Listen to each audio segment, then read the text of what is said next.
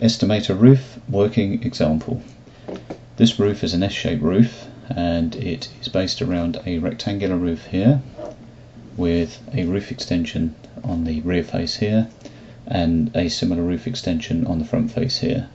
Now in Estimate a roof, this can be simply built by using the rectangular roof screen to do this part, and then we will add two roof extensions, one to the rear for here. We will then copy this one and add it to the front face here, and this should just take us a couple of minutes. So off we go. We've got on this roof, we can see the measurements. We have a 13 metre length, we have an 8 metre span. The runs of the faces, this is a symmetric roof, the runs of the faces here are 6.4 metres on these faces. We've got a ridge of 5 metres here, and the roof extensions have runs of 3.6 metres on these faces and a ridge length of 4 metres. We've got a width across this roof extension here of 4.5 metres, the same down here. Okay, I'll pop this diagram up frequently just so we can keep track of what we're doing. Okay, please bear with me. Alright. So, okay, let's start. Here's the rectangular roof, we click here. On this screen, we, as usual, per the other examples, we can select an existing customer or not bother if you don't want to. In this case, we'll just put the roof details in. So we know this roof length is 13 metres. The span on this is 8 metres. Each of the face runs is 6.4 metres. So put these in here.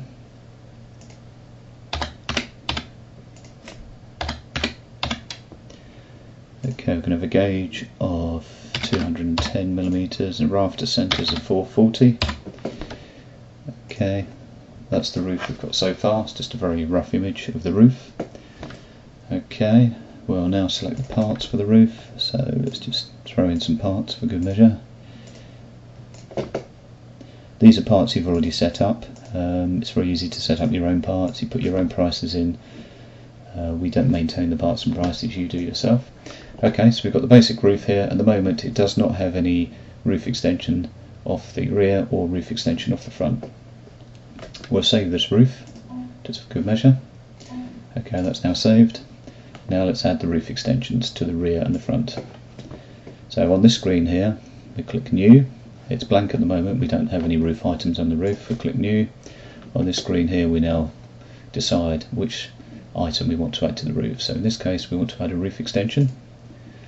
Okay, this shows us what we've got in terms of the measurements we need to take and the views. So here it is viewed from the front. So you've got the side runs, they're always symmetric. You've got a front run, you can have it gable end if you want. It's showing you how this sits against the main roof. Right, so we're going to put this one on the rear face.